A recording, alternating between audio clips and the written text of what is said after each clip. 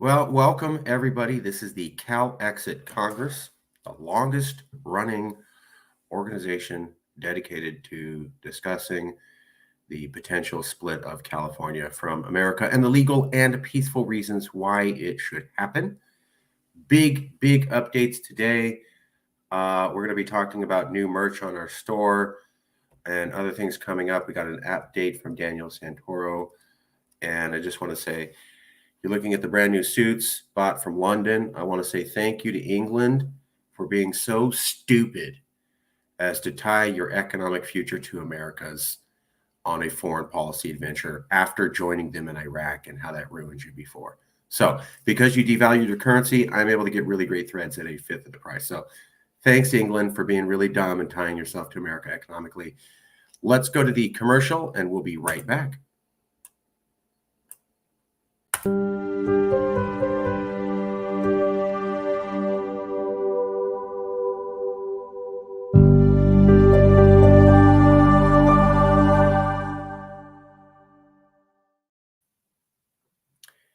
I like to wear nice suits, and then people go, well, I don't have that kind of money. And I say, you don't need that.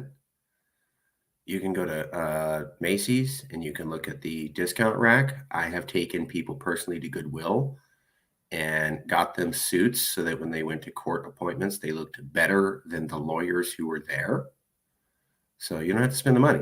The other thing I look for is currency devaluation. So what you want to do is look for countries that tied themselves to America and bought America's BS, and then that ruined their economic strength. So, Julina, how you doing? It's great that you're here. Good. How are you? Good. Hey, is there any updates you want to cover? Is there anything you'd like to talk about? I want to make sure we give first floor to you. Is there anything you want to cover? No, not on here. I feel like it's been a while since we've kind of chatted, me and you and Jason. So right now I'm just going to be listening in. I'm just here. Okay, well, we love you, and we love all the work that we did with the Pomo. We're down to keep fighting for the elk and for the return of access to traditional lands, if not the land themselves, being returned in whatever capacity to Indigenous people. That's been a personal goal of mine since the book, and I'm glad to see that we're still working on that. Thank you, Julina, for being here. Jason, I'm going to go right to you. And then, Daniel, we're going to go to you. Jason Wright has an update on merch. As you know, merch is the big topic these days. Everybody sells merch. It's all about merch. I've been following a YouTuber called I Know AREL, and I never buy, like kitschy gear, and I'm about to. So online merch gets people to buy things. Jason has some updates. I think you were sending me some numbers, and they are particularly interesting. While you're talking, I'll pull this up on screen. Jason, take it away. What is going on? Well, first off, as far as the merch, we have officially hired a professional.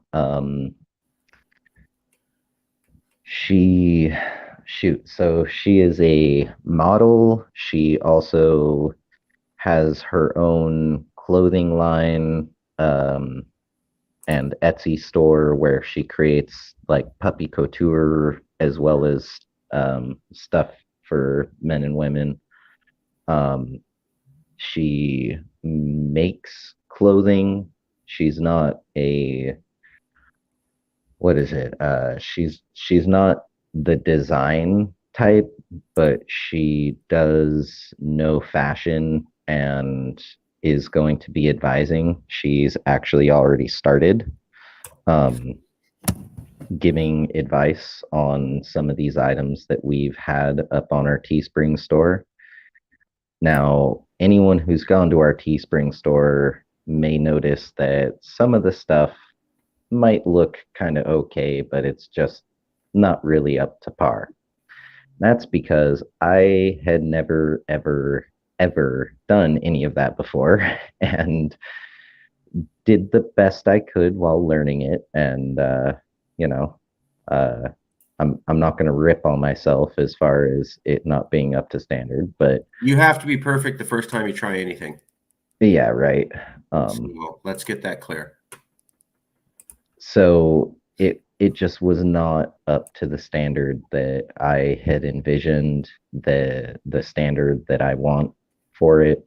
So we have hired that gal there, um, Rosalind, Rosalind Mulish.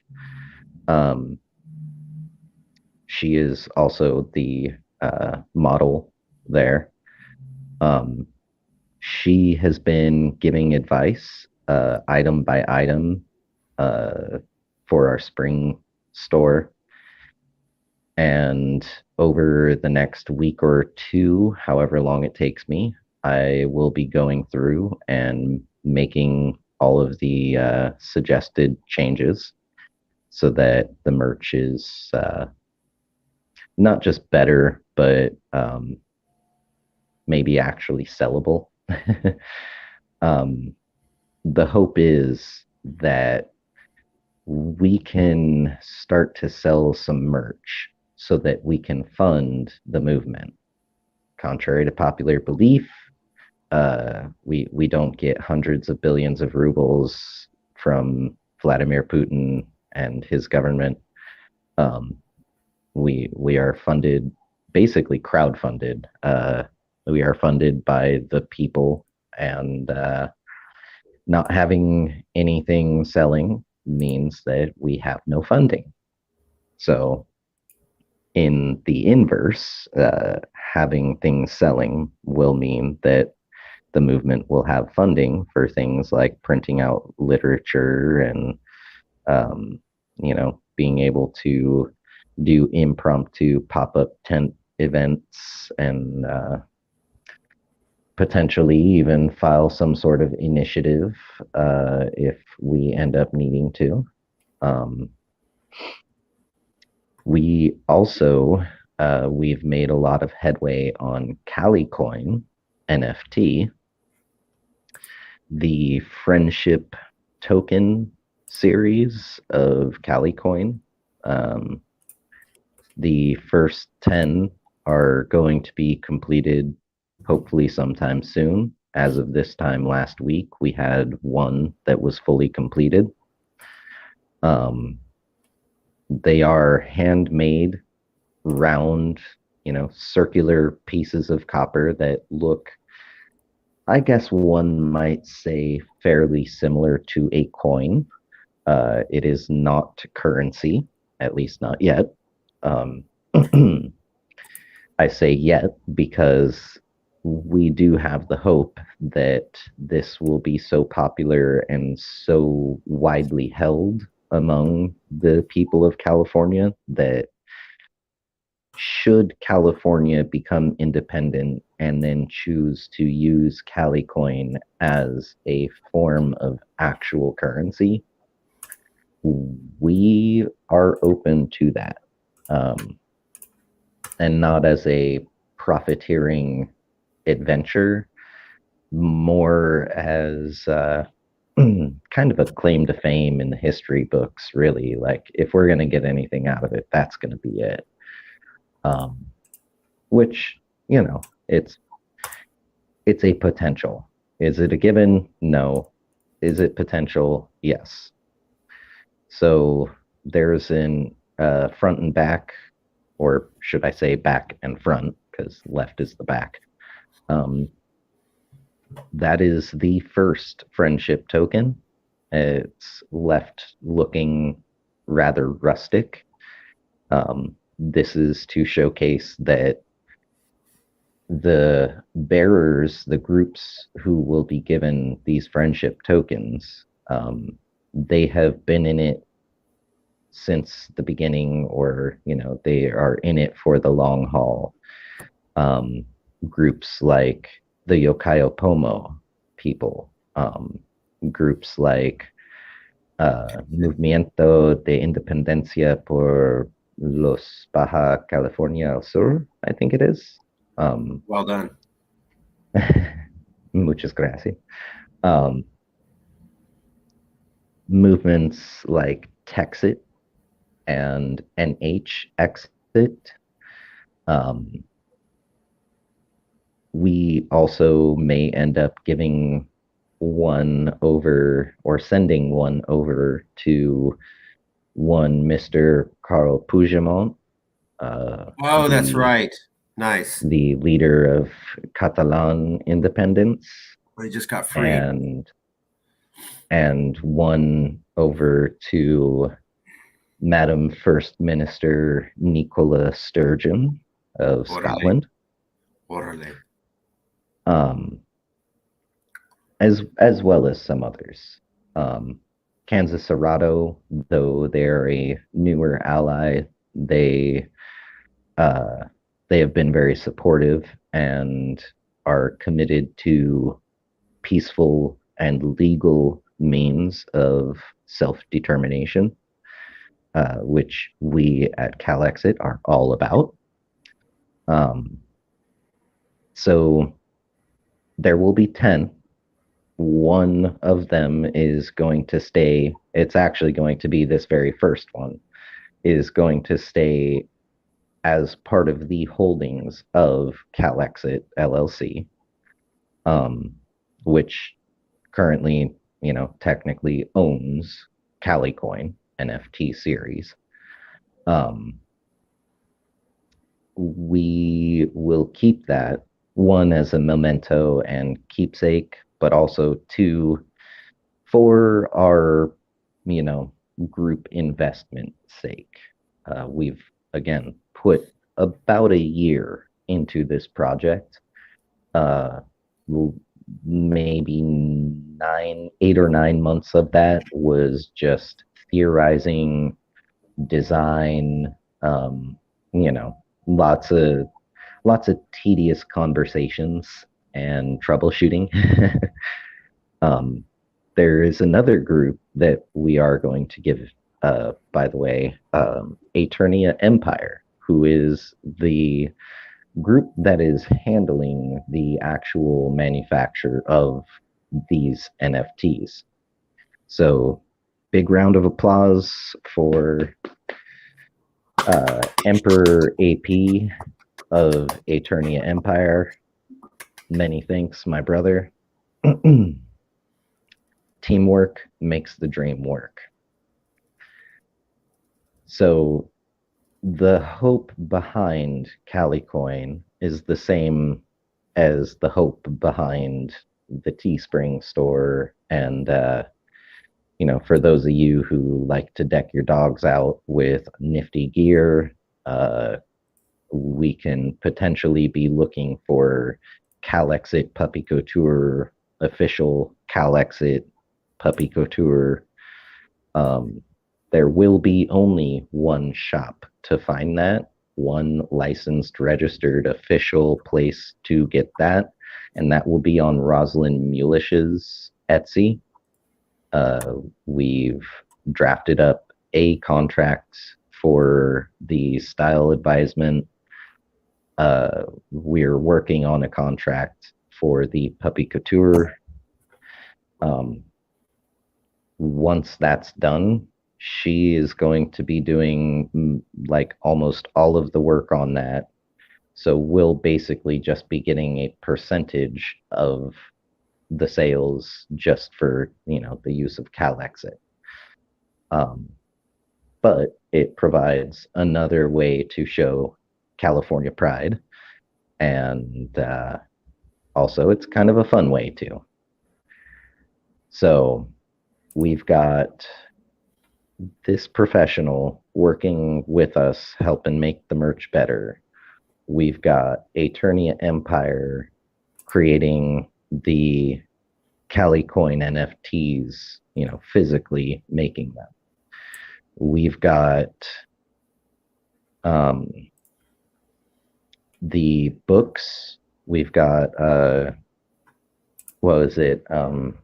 It's been so long since I've looked at it. The book that we did with Liberty Block and the Progressive Solution. Yes, thank you. The Progressive Solution, which I believe can still be found on Amazon. Yes. For anyone hoping to get the very, very first copy of it, sorry, that was me. I I put in some of my own money to make sure that I purchased the first edition, first copy before any sort of other edits or anything were made, partly because my name is on there as one of the two editors of the book. But there are other pieces of literature, literary information, if you will, that are being collaborated between Calexit and Liberty Block. They're in the works. I'm not entirely sure if any more have come out because I haven't had the time to look for that lately. And there you go, the progressive solution. How conservatives have made America hostile to progressives and what can be done about it. So if you're super progressive, chances are you don't really get along so well with super conservative. If you're super conservative, chances are that you probably don't get along so well with the super progressive. This book points out, and you can see the date on there, April 19th, 2021. We're now in 2023, folks. And this book was completed about a year and a half to 2 years ago. We kind of called it, right? I guess I shouldn't minimize it. We called it. We really did. We called it, folks. The national division, the leading up to a Civil War 2.0. Some of you may remember when Trump's Mar-a-Lago compound was being raided, how I had put it out there that this is much like that proverbial shot across the bow. Don't think that it won't go unanswered, or don't think that it will go unanswered. And then look at what we're coming out with, right? Biden caught with, oh yeah, classified documents from when he was vice president.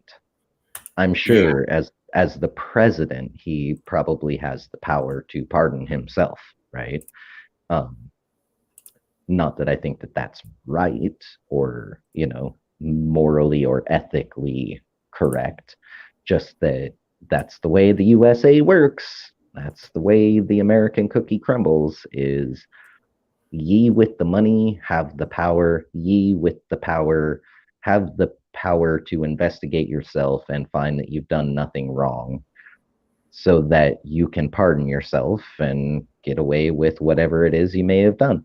It's straight up banana republic, bro. I mean, this is what I keep talking to you about, failed Latin American states, and that I saw that as a kid growing up for decades before we ever got to the polarization of America, and that all of these things happen in America. And I'm like, I've seen this before as a boy and as a teenager and as someone in my 20s growing up. And this is what happened in Latin American democracies that were failed.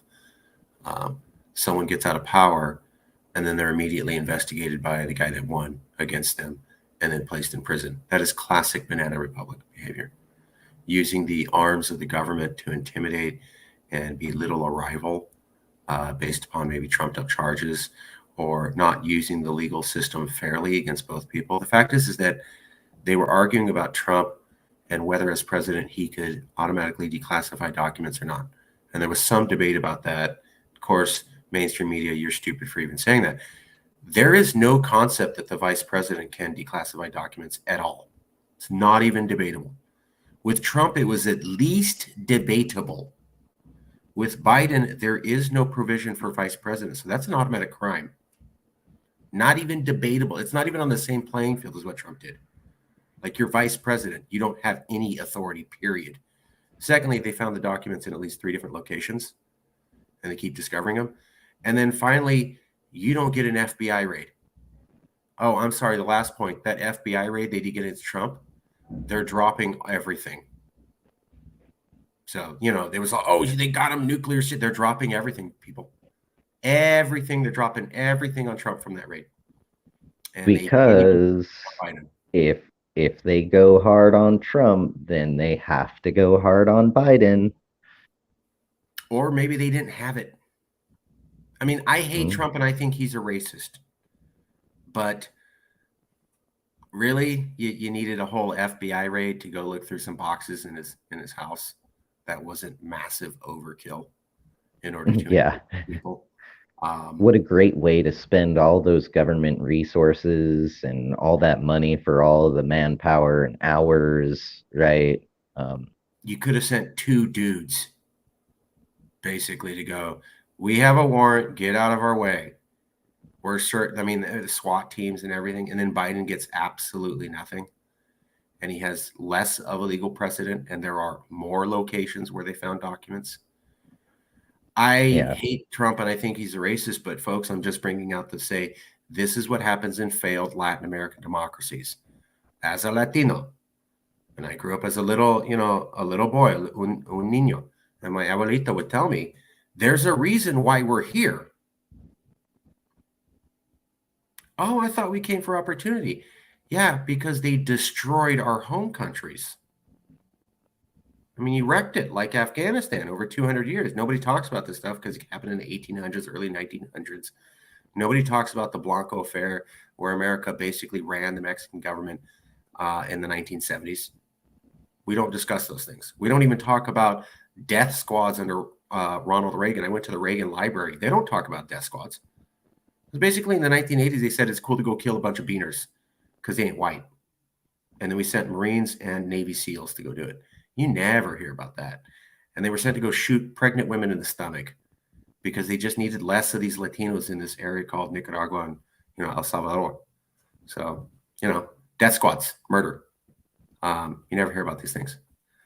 And it's obvious, bro. It's like, why are we here? Because you ruined everything. And you can't even admit it. So, well, and that brings me to a good point that I want to hammer home to everyone. We with Calexit are not against America. We don't hate America. Right. What we are displeased, unhappy, vehemently overwhelmed by is the way that America has been shaped into something that it was never supposed to be. It was very clearly to never become what it has become, shaped this way by the government, the people in power. The people with the money got into power and then kept that power through gross expenditure and really also, I would say, also gross investment. There was the young man who went and took it upon himself to point out and find proof of all of the different sitting elected federal officials, legislators and whatnot, who were invested into varying companies and found overwhelming that the level of examples such as, this prominent anti-war Democrat who claims that they stand for peace in the Middle East or something, then you go and look at what they're invested in, and it's like companies like Raytheon and Tonka, who makes tanks. They make kids' toys too, but Tonka makes tanks. They've got all sorts of different war machine companies that they are invested very heavily, usually very heavily invested into. And then when you look at the way that they vote or abstain from voting, well, I can't exactly vote yes on this, but I'm not going to vote no either. It's direct conflict of interest. It's, I would say, political manipulation, right? Because they run on the platform of being anti-war and then buy into the war machine, or they run on the platform of being for green energy and then very heavily invest in Exxon and, you know, those sorts of big oil conglomerates. They say that they're for indigenous rights, and then, you know, they go and vote for the Dakota Access Pipeline to go ahead and be completed, so that their company can make more money off of the oil sales, right? Maybe not their company, the company they're invested into. Let me be clear about that. It's direct political manipulation. It's a lot of lies. I mean, we can call it a million different things. Ultimately, the proof is in the pudding. These people have been lying. They have been abusing the power. They have been lying to us. They have been abusing the people. And ultimately, if you really value American values, if you really love democratic due process, you should be disgusted at what the American federal government has been doing just in my lifetime. And I'll be 37 in March. So go back to the mid 80s and look at everything that the government has done.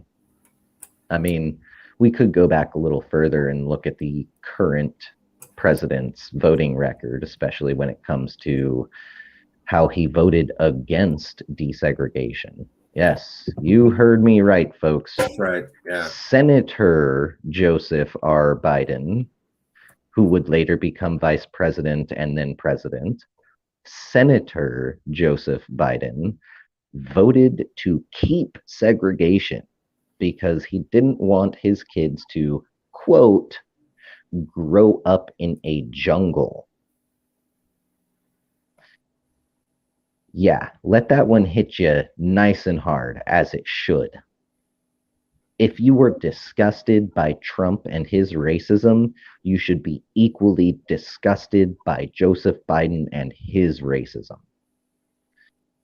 We don't even really have to go all that far back, though. We can look at right when he first took office and he was asked about what's going on at the border and these border facilities where children are being put in cages and basic human rights are not being observed, especially when it comes to children.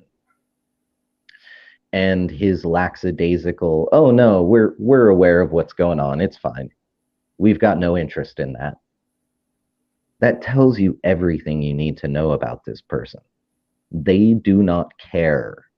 They could not really care any less than what they do at that point.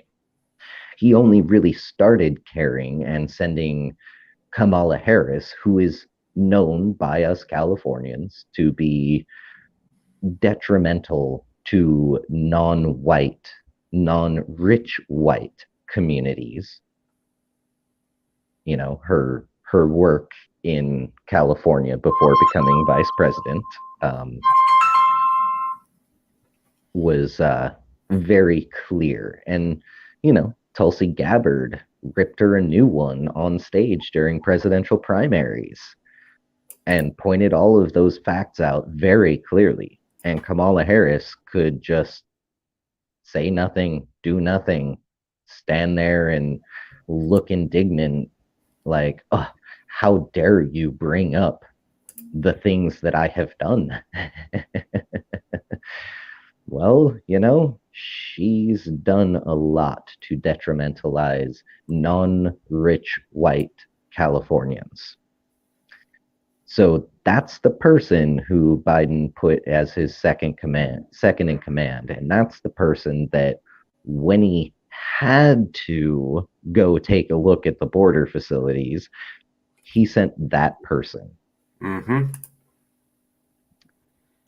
Not, someone who very clearly has a vested interest in, I mean, I'm thinking a Mr. Rogers type of person who's all about, the kids are the future and we got to take care of the children and not detrimentalize them. Maybe someone who's Latino or Latina. Um, maybe someone who's a human rights expert. Someone who's maybe a conglomeration of all of that would have been a really good choice. And as the president of the United Mother Freaking States of America, guess who had all of the power and ability and access in the world to find the right person to go and, evaluate, assess said situation? That would be the guy who is currently the president, the guy who voted against desegregation. So, surprise, surprise. As we have been saying here, and I love that Marcus gives me so much credit for coming up with It was yours. phrase. Hold on, let me get it down. And it really works both ways. Trump was a different shade of Biden. Biden is just a different shade of Trump. One is orange, the other is silver. Both of them are horrible. They are terrible human beings with very little to no moral compass. Both of them are the type that should not have ever been considered to be the ruler of a country, let alone one of the most powerful and influential countries in the world. Both have kids pages. Yeah, and this is partly because both of them had been espousing violence and making sure, it may have been in jest, but making comments such as, let's take this out back and fist fight. I'm sorry, but if you're going to be a world leader, the last thing that you should ever consider is nice, Rich. Sorry, that's nice. Yeah, we're having a good time. The last thing that a world leader should ever consider, let alone let come from their mouth, is anything to do with let's duke it out. Let's fight over this. Yeah. That right there should have disqualified both of them.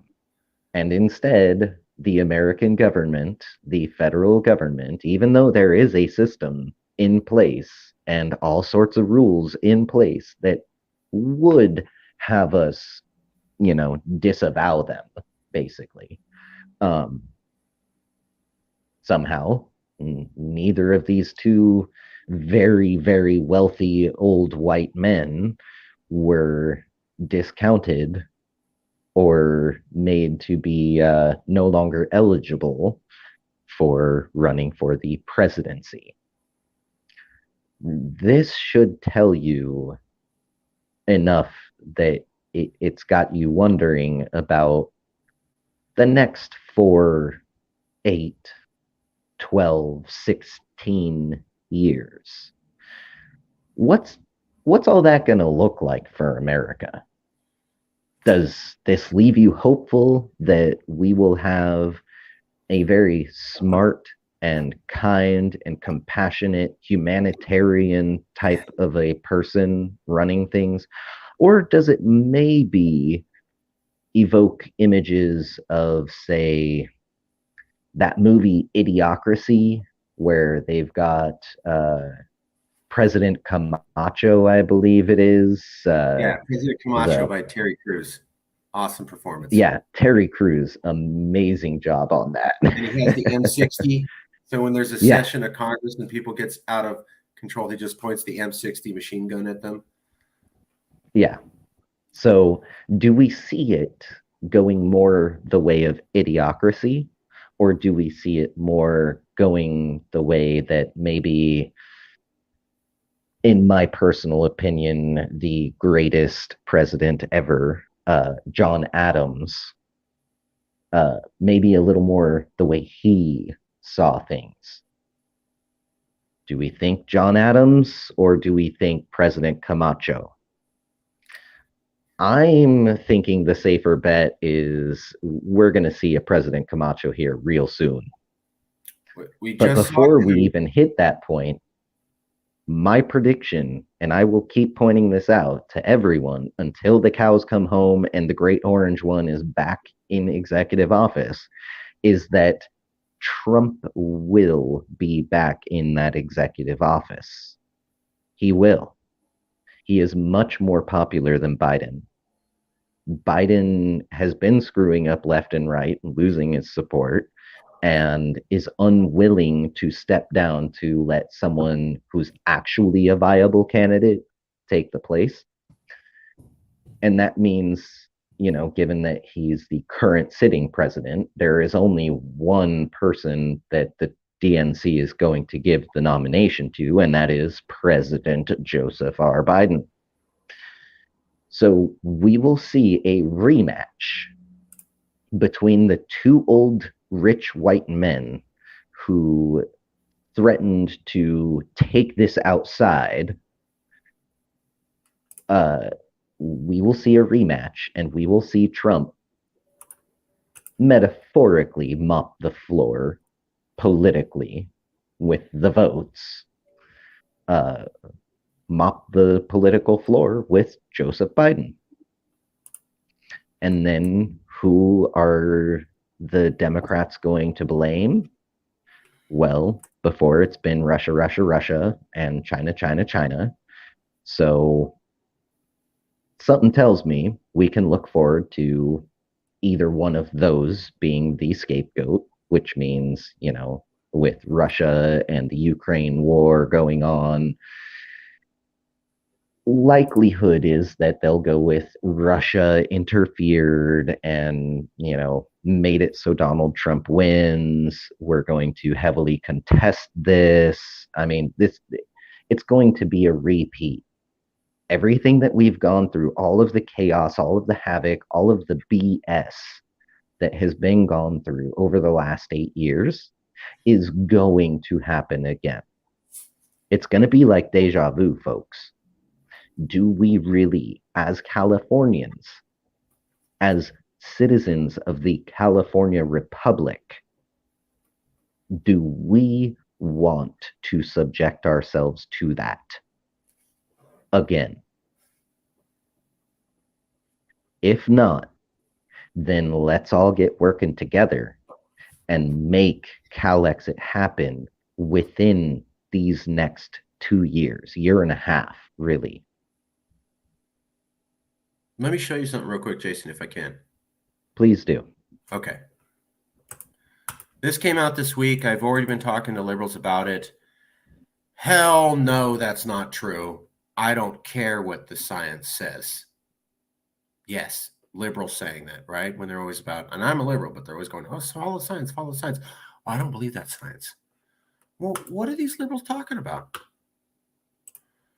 Perhaps it could be that for the first time this week, the Washington Post admitted that basically Russia did not rig the election. So it came out this week. I'm going to do a show on it, but Russian trolls had little influence on 2016 voters. See, that came out in 2023. So in 2016, at the end of 2016, beginning of 2017, we were told Russia rigged the election. 2017. 5 years later, 2017 to 2023, first month of 2023, after January, February 2017, when everybody thought Russia rigged the election, 5 years later comes out, actually, they didn't. And here's the Washington Post admitting this. People are trashing the Washington Post because they said Russia rigged the election. Now they're saying there's nothing to it. They're pointing to this study right now, came out recently. 1% of voters were influenced. 1%. Now it all comes out. And very recently, see, published at the beginning of 2023, 5 years later. Actually, Russia influenced the election by 1% and only for extreme Republicans. Basically not influencing the election at all and basically backing up something that we had said. Outside of California, a majority of Americans picked Donald Trump. People love talking about how Hillary Clinton won the popular vote. That was only because of California. And then people are saying, oh, no, America didn't pick Trump. Only 30% of Americans like Trump. Russia rigged the election for him. Lie. America likes Trump. It's proven. We said this for years. Now the hard evidence is here. And I got to tell you, when I'm presenting this to liberals, they don't want to hear it. I'm sure that's wrong, is what I'm hearing. I haven't looked at the study. I haven't studied the science, but I'm sure the science is wrong. Same people saying, hey, follow the science with COVID, now saying, I don't believe that scientific study. Sounding like Republicans. Very odd. You were lied to, and we were right the whole time. America chose Trump in 2016. And outside of California, over half of your fellow Americans like this guy. They said, hey, grabbing women by their genitals is cool. Saying Mexicans are rapists is cool. Remember, he did all that before he was even president. People going, oh, he's the worst president. That guy was revealing himself before you even put him in the White House. So let's not act like people suddenly realized how horrible Trump was when he was in office. The guy was saying racist and sexist, homophobic things before he even got in. And over half the country outside of California picked him. You want me to show you the data one more time? Here's the data. Also, let's not forget his disrespect towards veterans, which it turns out that Biden doesn't really seem to have any greater respect for veterans, or even actively currently serving military personnel, as evidenced. Huh? He left the Marine behind.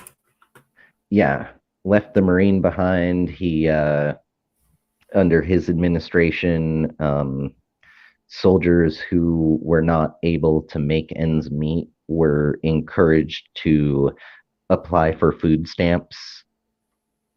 I'm sorry, but if you're currently serving and you were told such a dastardly thing as you need to go and figure out this system and make ends meet for yourself, let me, on behalf of people who actually care, let me be one of the people to openly apologize to you and let you know that that is not a decent thing to do.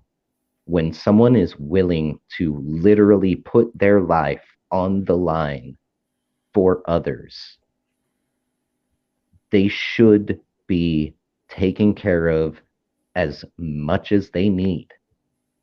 They should not be made to figure out how to work systems so that they can provide for their families while they are laying their lives on the line. This is atrocious behavior from the federal government.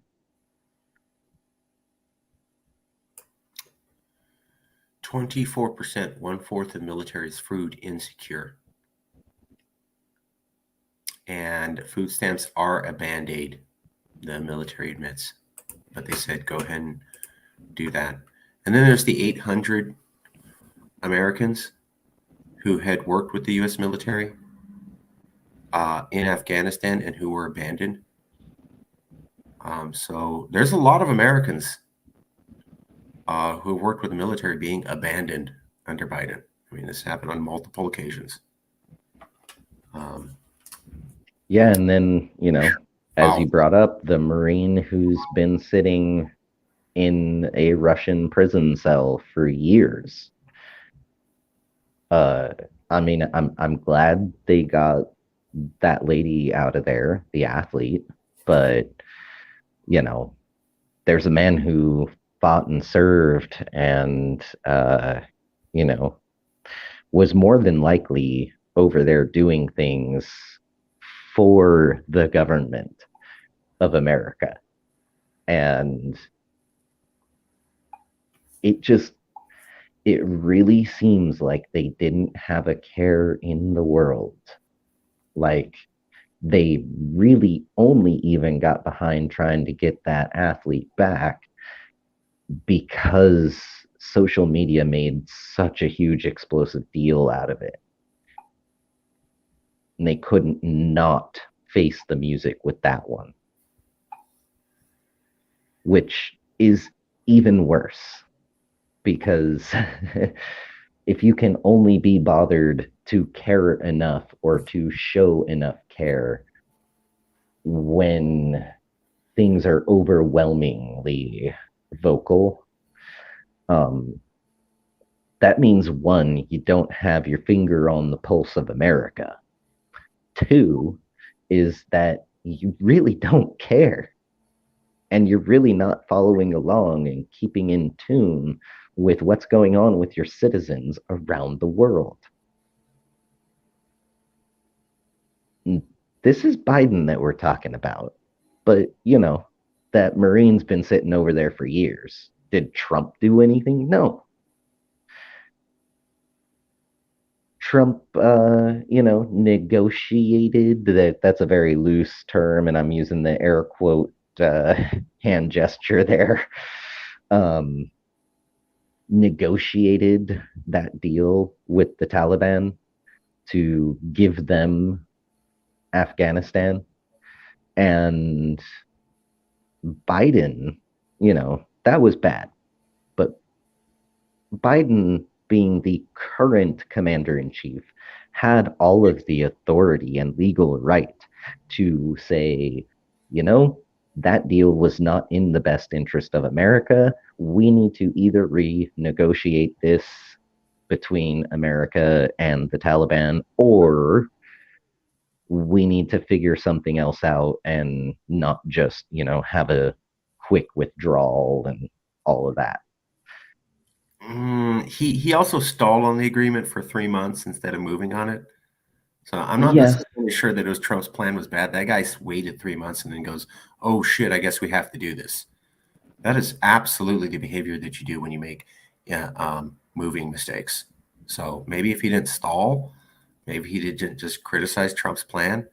Maybe if he took it seriously day one, he didn't do any of those things. Well, yeah, and I postulate that had he ever taken it seriously and ever actually cared, he would have, before it was time to implement said plan, would have looked into it very thoroughly, or had his people look into it very thoroughly, come up with some sort of decisive action that would have had the effect of not just immediately mass withdrawal, chaos, fall of Saigon type thing, which is the effect that it ultimately ended up having. Yeah. Daniel, are you there?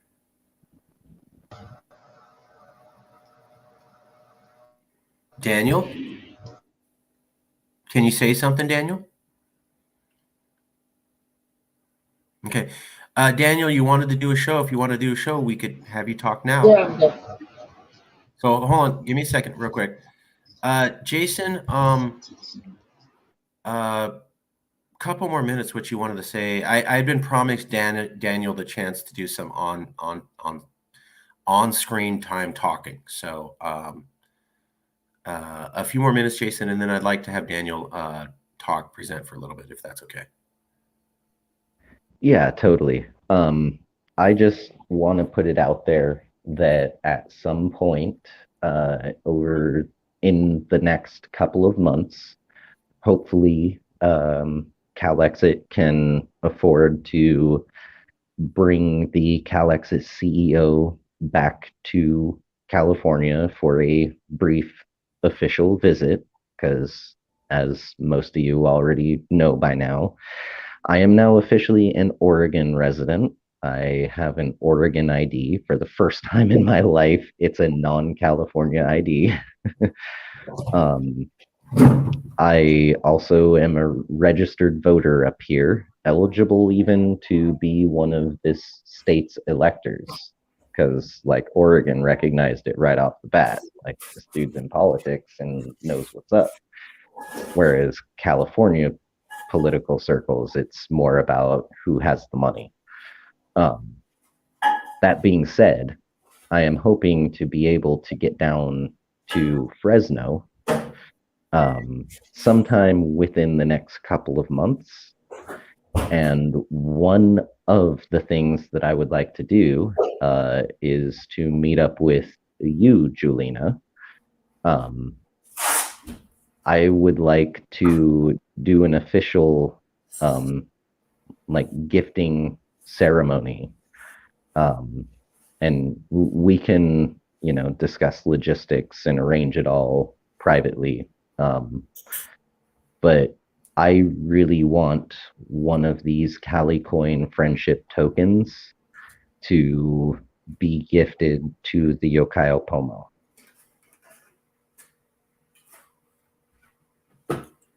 Sounds good. So with that, I am going to mute and let Daniel and Marcus take it away.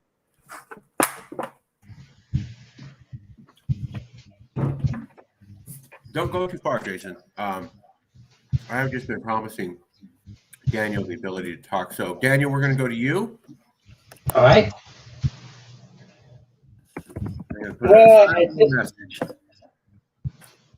You're on, brother. What would you like to talk about? You think you wanted to do the show with me like a week ago, but I was very dead, and I've been dead for 2 weeks already. I got better than Friday, and I told you I'm better to do the show. The show that the video I tell you about New Teta, about the documentary with Warner Bros. I'll need you to resend me the link. If you send it to me now, I can pull it up.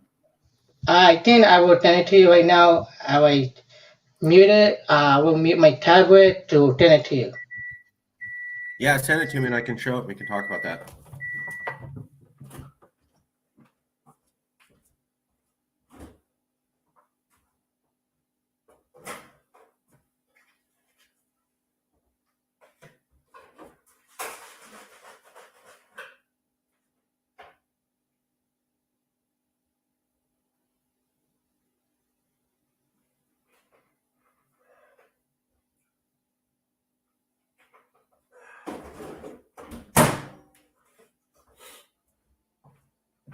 Okay, I'm checking my email now. Give me a second. Let's see here. No. Daniel, what was it? What was the link about?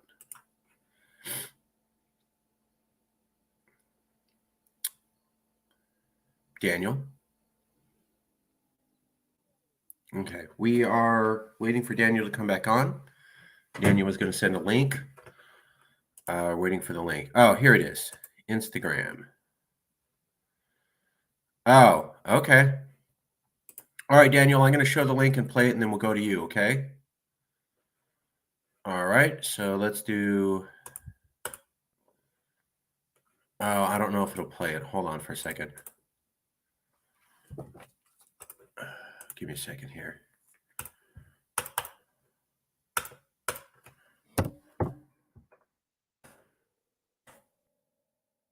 Hold on. What was it about the push California to? Okay, so here we go.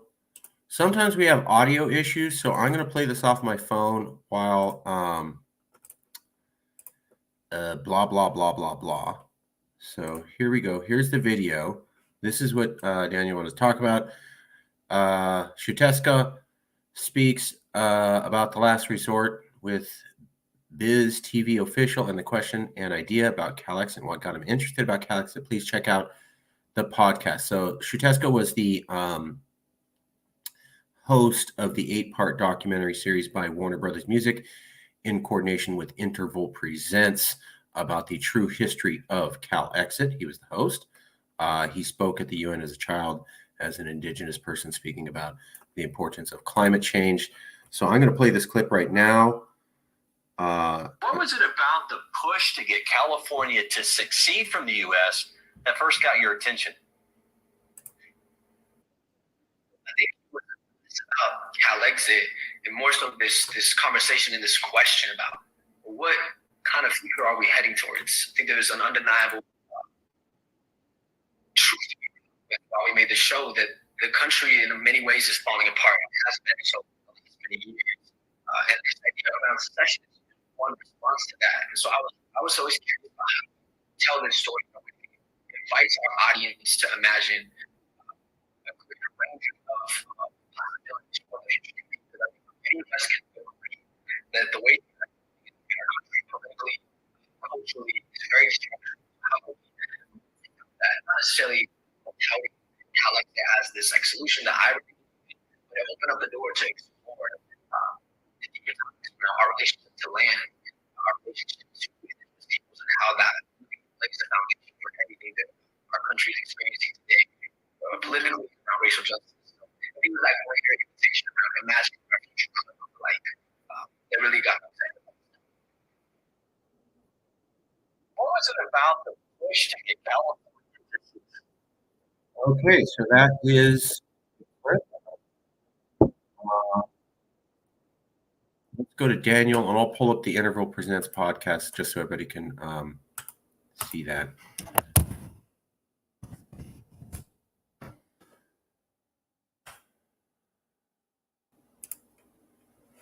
Nope, sorry. Interval Presents podcast. And they were talking about this, which is the Calexit documentary. Let me show you that real quick. Then we'll go to Daniel. The Last Resort presents the, what if California seceded from the United States on your Apple podcast or anywhere you can find quality podcasts. Started October 18th as episode 1, went all the way to November 29th, Alcatraz. So that is the show. Daniel, take us away, brother. What's going on? What's on your mind? So I actually saw the video and I had to post it, so I posted it and I did it to you because I wanted to show it to you. Hold on for a second. Let me figure something out. There you are. Yeah, talk again, Daniel. Sorry, I had the volume down. Wait, am I? Yeah, we wait, can hear you, brother. What are your thoughts on this? I thought it pretty unique. Like the way how he did it, like not about corrected, but the story kind of like a bit interesting. Like you don't have to be for the decision, but you can still like watch the story or the documentary and get a great documentary out of it. You don't have to like wait the idea of corrected or tested or ethic or Ohio ethic or whatever. It's a pretty unique content of a state or a foreign thing, really. Yeah, so it's just an interesting piece of news. Like, even if you're not for secession, just Yeah, just today I was just watching a YouTube video about the Russian independent movement. No, party. It was a pretty unique content, and now all actually declare independent.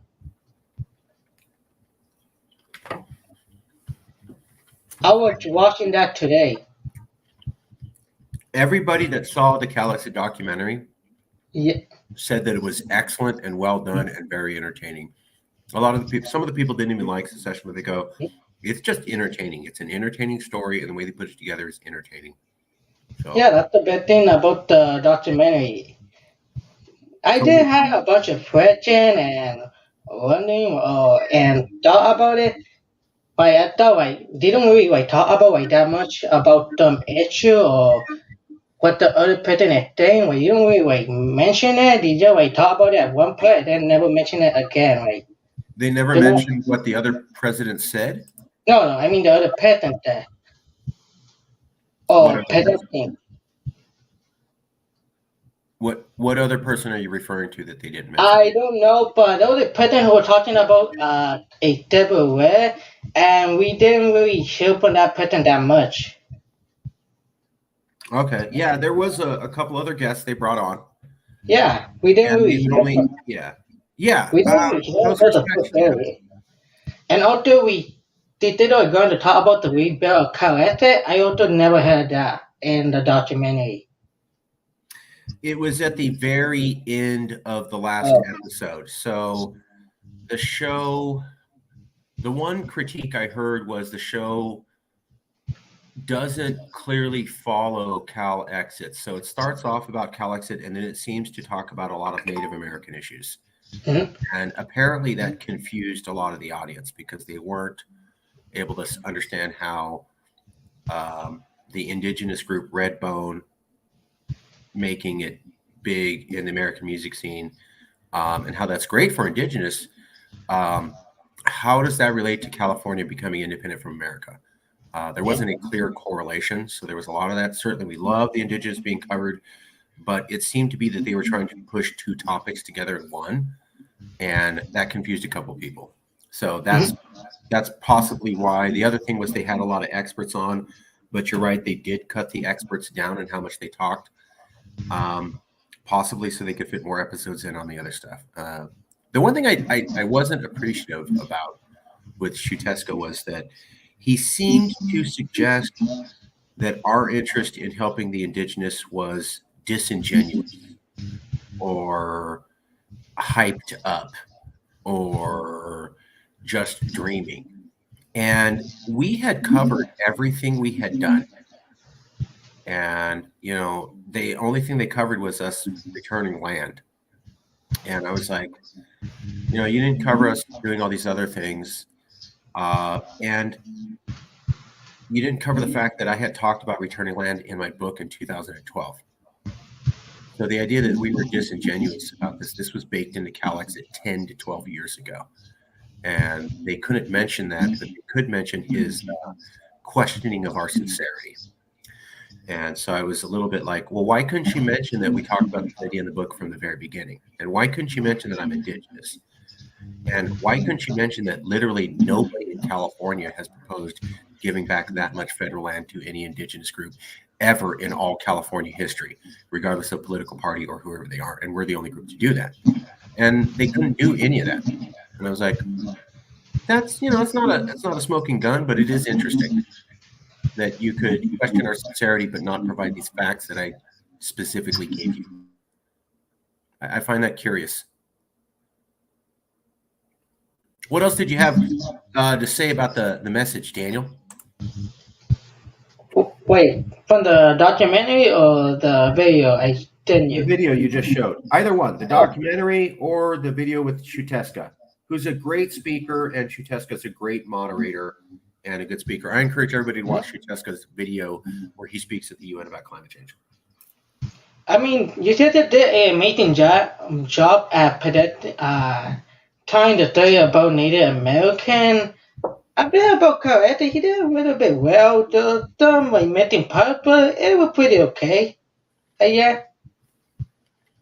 The other thing was, I love the fact that California has indigenous people from around the world. So we are the highest location for indigenous people from Latin America. We have pre-contact levels of indigenous population in California. We're the only state, I think, in America to do that. But the thing that got me was Xiuhtezca is indigenous, but he's Latin American indigenous. He's not from a California tribe. And he was talking about indigenous issues in California.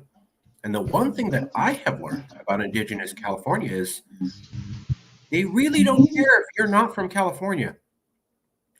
If you're not a California tribe, why are you talking about California indigenous issues? And so I'm like, you couldn't even get a California indigenous person to talk about the indigenous perspective of California, but you want to talk about how you're for indigenous. I just thought that was a little interesting. There's about 300,000 to 400,000 indigenous people in California tied to California indigenous tribes, and they couldn't even get one.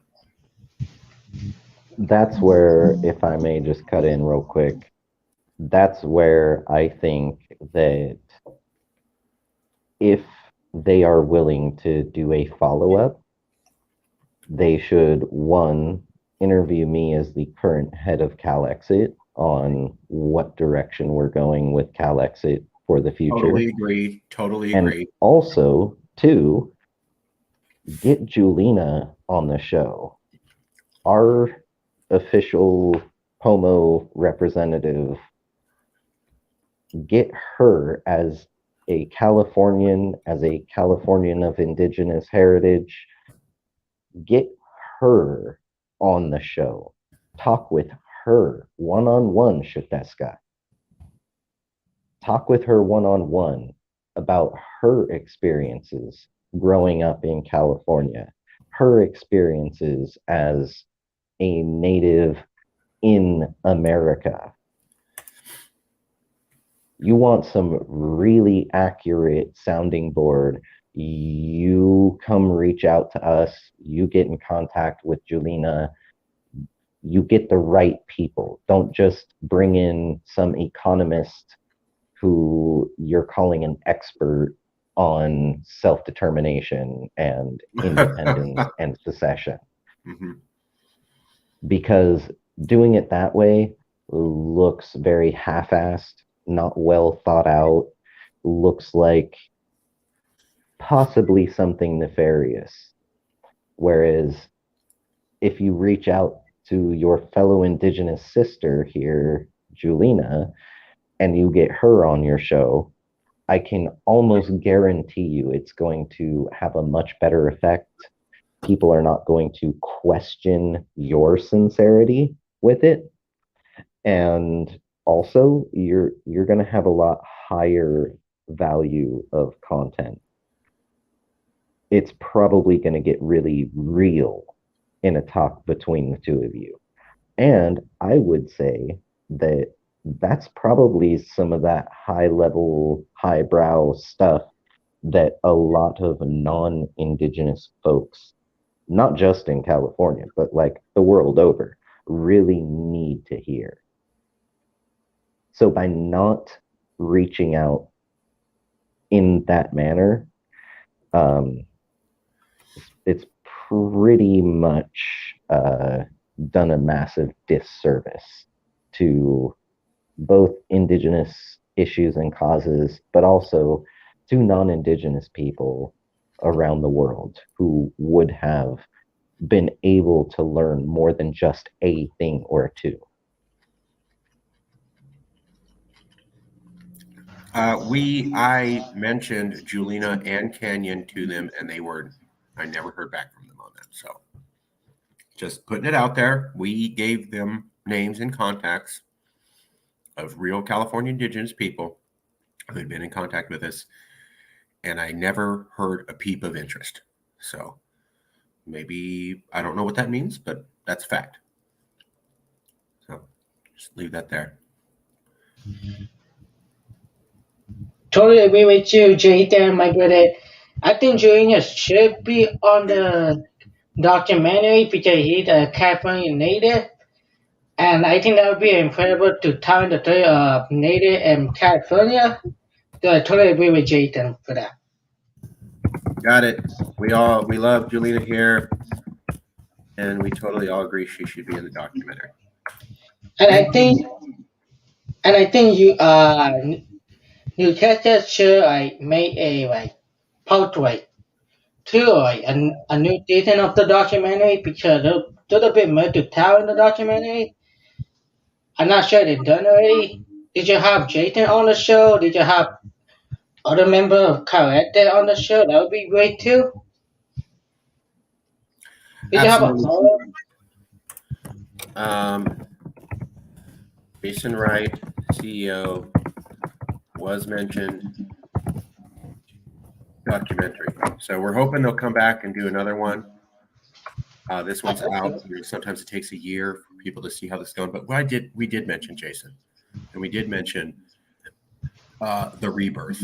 I mean, I mentioned the horrible business divorce, and I mentioned that I wasn't able to keep it together, and Jason was the one that helped me do that. So I told them all. Certain things didn't get in the doc, like all of our facts about water. So in the documentary series, they make me seem like a complete idiot who thinks that we don't have any water issue in California. I never said that. What I said was that when people think California can't secede because America will cut off the water, that's not a real issue. We can definitely secede and have plenty of water on our own. What I meant was that we don't need the Colorado River if we're not exporting massive amounts of ag to the rest of America. So most of our water goes to ag, doesn't go to people. Most of the ag gets shipped out of California. That means we're shipping most of our water out of California. Therefore, we don't have a water issue here. We have a how do we fund a export ag industry and provide for our domestic population issue. All of that half an hour discussion I gave them was completely scrapped. And they just went with a quote of me saying, we don't have a water issue in California. So I like the documentary. They did get our true story out, but there's a couple parts where I'm like, there's no way in hell that was a mistake and you didn't know what you were doing. So I'll just, leave it there. Daniel and Jason, what did more talks about the documentary? What do you, Daniel first, then Jason.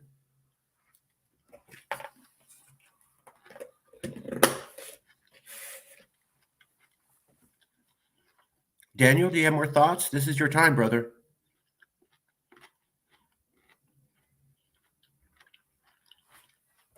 Okay. Jason, give us a well-rounded opinion of the documentary and what you think Shuteska's saying. Please, sir. Yeah, I mean, personally, I enjoyed the documentary, the miniseries. I really, really do hope that there is a follow-up because I see it as there is a severe need for a follow-up and to provide further explanation on certain points, as well as to delve even deeper for, more clarity, a better understanding of what is self-determination and what Calexit is all about. I really would have liked and enjoyed if they had reached out to Cuauhtemoc Morgan, head of MIBC, or Movimiento de Independencia por los Baja California del Sur, because, honestly, if you're going to talk about California, then you should talk about todos Californios, because that's something that we are working for on both sides. MIBC has already got further with Mexico's government and their push for self-determination and rejoining California, making todos Californios, unidos Californios. They've made it further on their end than we have even on ours. So not discussing them, not talking about them, not even one mention of them is not just a gross disservice to the people of California total, but also it's almost an unintentional snub. I don't know. I like to think that it was unintentional. I don't think it was a blatant snub to the people of Baja, but it was a snub nonetheless by not mentioning them, much like the snub to me. Was it intentional? Was it blatant that they did not include one single time where Marcus mentioned my name? I don't know. I can't say for certain. I'd like to think that it wasn't intentional, and it does seem like they were trying to make it more about Marcus and Lewis, and Marcus v. Lewis, and Lewis v. Marcus.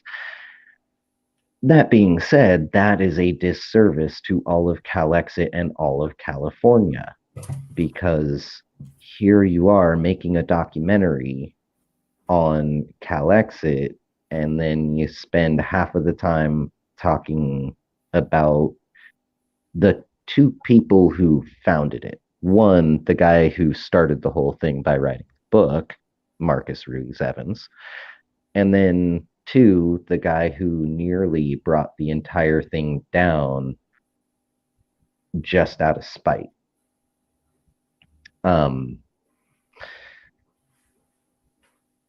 I think that the studio doing the documentary, I think the Warner Brothers Media Company branch that, funded the whole thing and, helped put it together, I think that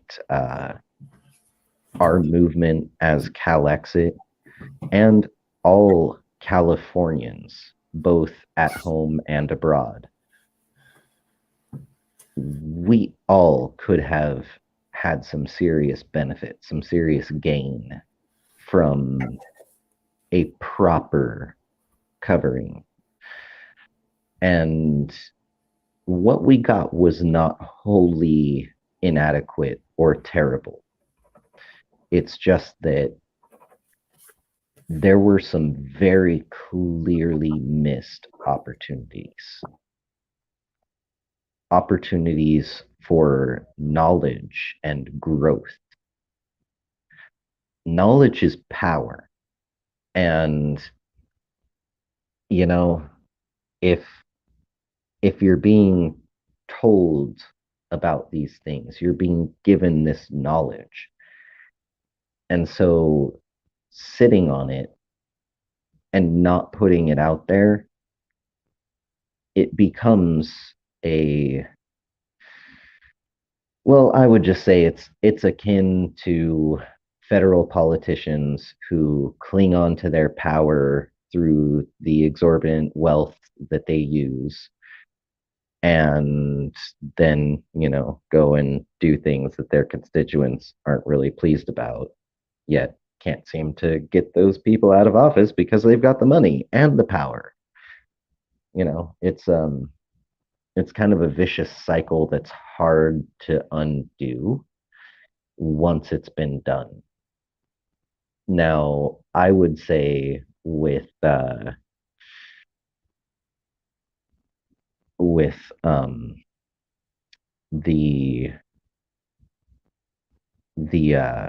documentary, pardon me, the term for it was slipping my mind. As far as the documentary, there is hope for kind of a revival or, a second chance. Now that this first part has been, taken care of, and all of the kind of murky past has been brought to light, everyone's clear on what it is and what it isn't.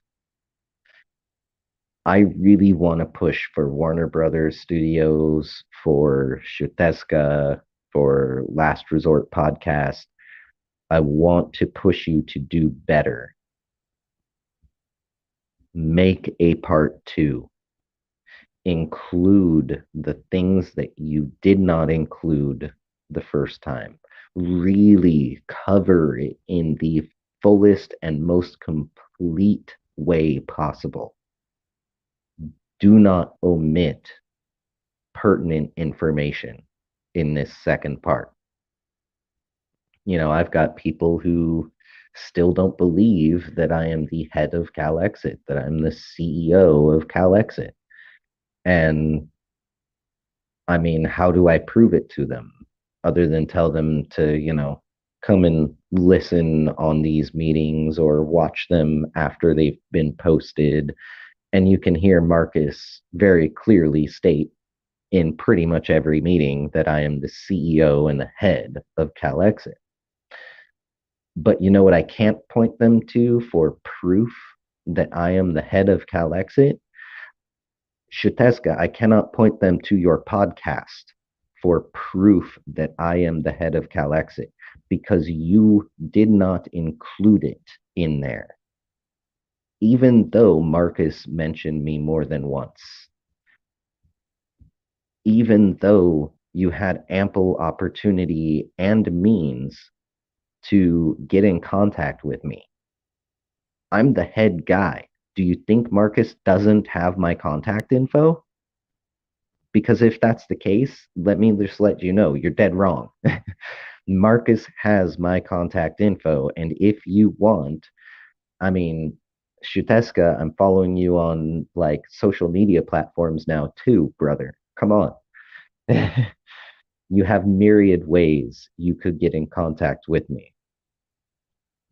And so you didn't do it. I can't use that for this one specific purpose, which, you know, in my personal life as the Calexit envoy, my personal dealings face to face with people when I'm discussing the ins and outs of Calexit, about self-determination and the international law that, you know, we follow, that dictates how to seek self-determination. When I talk about all of this, I can't use your podcast as a means of reference. So if you would like that to change, I would be more than willing to go on your podcast, and I'm not going to rip you a new one. I'm going to be gentle but, you know, firm with my wording whenever it comes to like the American federal government and what it's turned America into. But I'm not going to hold it against you. I'm not holding it against you currently. I am just a little bit irked. It got under my skin a little bit that you had ample opportunities to include one single reference to me. One single reference to Movimiento por Independencia de Baja California Sur. You know, you had chances to include things and you didn't take them. These were missed opportunities that could have been gold for you, my brother. So if you're out there, if you're listening, if anyone from Warner, Time Warner, whatever, you should really heavily consider this. And this is coming from someone who knows about messaging and marketing and all these things that you're going to wonder, does this person even know what they're talking? Yes, I do know what I'm talking about. And I am telling you very clearly, you should do a part 2. You should include these things. Don't just consider it, make it happen. It will be in your best interest. It will also be in our best interest. Everyone wins from this. So please do it. And with that, I'll drop the mic.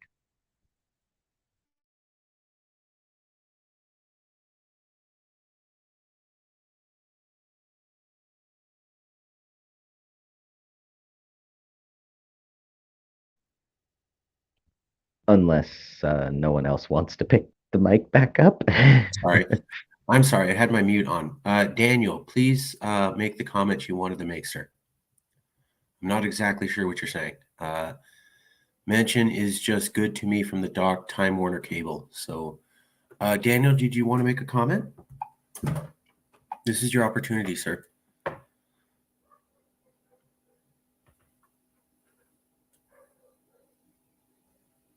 Okay, we're going to go back to Jason. Jason, take us out. I think a way to mention from New Tetra would be good enough for me, though. I think that would be a perfect way to mention me to the documentary. Okay. And Time Warner Cable, that was a joke because Jason mentioned Time and Warner, though. Time Warner Cable. Oh, Time Warner. Okay, got it. Yeah, that was a joke. Got it. Okay. Okay. All right. We're going to go to Jason. Jason, take us out with some wisdom. A couple minutes. What do people need to be thinking about? What do they need to be paying attention about? What are the important messages that they need to not be able to forget over the next week? I turn you now to our resident Shakespearean scholar, Jason Wright. Thank you, brother. You do me much honor. So, folks, let me be clear.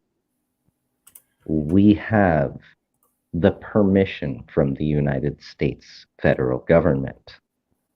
We have the legal means and the path to move forward on this. We have a current opportunity to get things done even before that by getting the red team to just vote us off the island, basically. Vote us out of the union. Hey, you know what? Red staters, if you don't like Californians and you want to see all of us Californians go back home to where we came from, then it's as simple as this. Write, email, and call to your elected officials of all levels. Keep bugging them about how much you hate California and Californians, and you want them to not only go back to where they came from, but also that you want California removed from the union. Keep on pressuring them until the cows come home. That's a term that should hit all of y'all really hard right there. Till them cows come home. Roll them little doggies along. I know I'm being a little tongue in cheek here, but just a little. Folks, if you want California to be gone, then all you have to do is keep applying the pressure to your elected officials until they get sick and tired. You know how global warming became a big talking point? People kept writing to their elected officials until those elected officials got tired of hearing about it. Yep. You know how LGBTQIA rights and legalization of gay marriage became a thing? It's that people kept writing to their elected officials and calling their elected officials and bugging those elected officials until said officials were tired of hearing about it. Trust me, if you continue to apply that pressure, eventually they will crack. And if you're on the red team, then great news. Y'all have the power. Y'all have the majority. Y'all just need to make it happen. If you hate us so much, then get us kicked out. If you hate California's people so much and the influence that we bring to your states, then y'all got the power to do something about it legally and peacefully without any guns or knives or any sort of weaponry, without any hostility other than maybe the fact that you don't like us. the ball really is in y'all's court. The ball rests with y'all. You're killing me, bro. There's a slogan. You're killing me. Oh my God, you're killing me with the whole y'alls, bro. Like that's how my family talks in Texas. I wanted to say pa while you're talking. I just kept wanting to go pa. That's how Texans say pie. So it's not pie, it's pa. Wow, that Want to was slice them pie? yeah. God, you're right. That was great. That was hilarious and eloquent and Shakespearean and succinct. Another brilliant turn. Well, and so let me quickly remind everyone, Aeternia Empire Right. is the manufacturer of the Calicoin NFT. The moment that the Friendship Token series is done and completed, CEO, head of Calexit, Jason Wright, will be getting involved even further with the head of Aeternia Empire, Emperor AP, and we will be formulating the agreement for our what we are going to call the Copper series of Calicoin NFT. These will hopefully be acquirable for or attainable for roughly 100 American greenbacks or less. $1 million. Yes, $100 bazillion. Otherwise known as the current United States national deficit. Had to get it in. Had to sneak that in. So when the time comes, and you'll know it because I will be announcing it from the hilltops and everything. Doubtful. When the time comes, look for the Calicoin NFT on Aeternia Empire's Etsy store. That will be the only place where you can find it. Anything pretending to be Calicoin NFT is a fraud and should be flagged as such. The only place that we are going to be having it is on Aeternia's Etsy store. The Puppy Couture Calexit merch will only be available on Rosalind Mulish's Etsy store. It will, again, be the only place where you can find the official Calexit merch for your dog to wear and sport around. Not only that, but we also have our Teespring.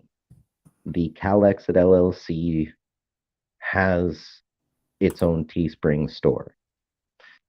We've recently got a lot more hits than usual, and though it's just 70 in 1 week, we've gone up quite a significant percentage in views, which tells me that there is some serious interest in it. So, Teespring, Calexit LLC, Aeternia Empire's Etsy, and Rosalind Mulish's Etsy. Those are going to be the 3 official outlets. Yeah, in just 7 days, 70 hits. We went from 1 or 2, which was basically myself and Marcus looking at it back and forth and saying, how does it look? To 70 hits in 7 days. That tells you there is some significant interest. Absolutely. So if you want to support Calexit, these will be the ways. That, or get in touch with Marcus or myself. I'm really busy with a lot of personal life stuff lately. I also am living up in Oregon. That being said, if you do get in contact with me, I will do what I can. And I know if you get in contact with Marcus, Marcus will do what he can to get you actively involved in your area with people who are like minded individuals, who are fellow Calexiters, who want to help make this happen. We have less than 2 years to get gone. Again, for the red state folks, if y'all want us gone so bad, y'all just gotta bug y'all's elected officials. And I'm not like, trying to make fun of. I'm trying to use yeah. the correct lingo here to really hammer it home. I'm a green. I am right smack dab in the middle.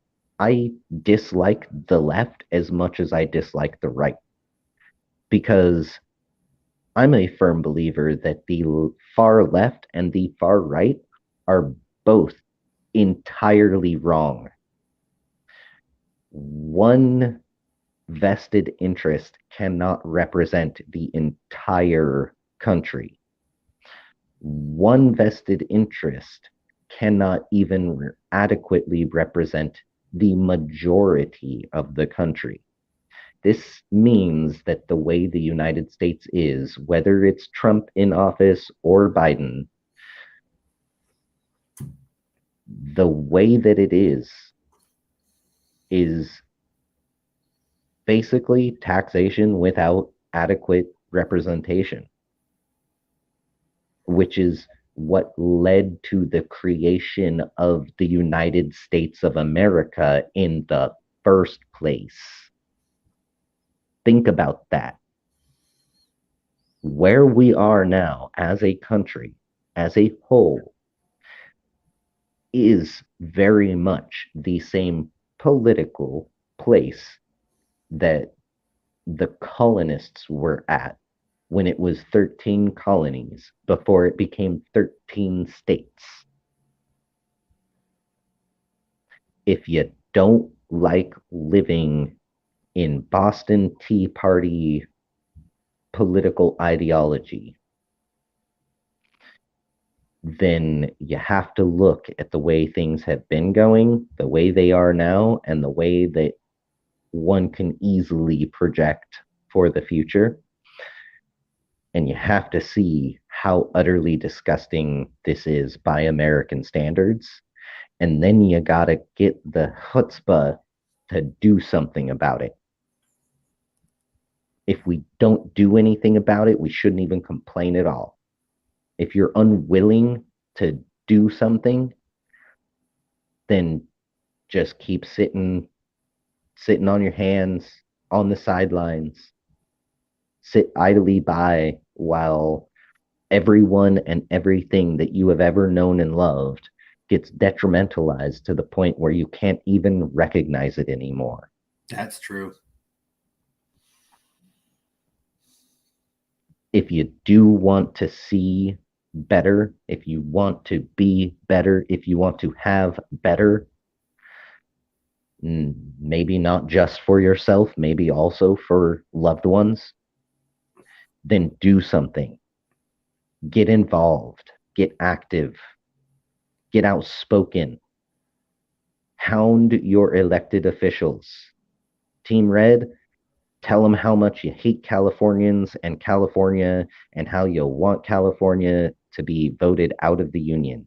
Californians, pretty much the exact opposite. Hound your elected officials and tell them about how much you are a Californian and not an American. Right. Tell them about the ideals that you hold, the values you hold dear, and what you see going on in the United States that goes against or is antithetical to said values. Yeah. Yeah. Together, we can make this happen. But fighting far left versus far right is only going to lead us to the bloody second civil war. And remember, the first one was really, really bad and really, really bloody, and a lot of people died. And that was with muskets. The level of technology back then was laughable compared to where we're at now. So, thinking about that, it's pretty safe to reason that if we allow it to get to that point where shots are being fired and it is open civil war, way more people, a higher percentage of Americans are going to die, and in even more brutal of ways. This second civil war will make the first one look like a hiccup. If you don't want that, there is a way that we can subvert and really prevent all of that from happening. And that's through the 100% legal and peaceful pursuit of self-determination through an amicable national divorce. With that, I will say, Viva todos Californios. Mucho gusto. Right on. Okay. Please subscribe to the channel. Thank you, everybody, for coming out. We'll see you very soon. We'll have some more shows coming up, and things keep going our way. The climate has not improved. Everything is only going in one direction, just like Jason said. Always a pleasure, sir. I'll talk to you in a little bit, okay? Oh, yeah. Orale. Orale.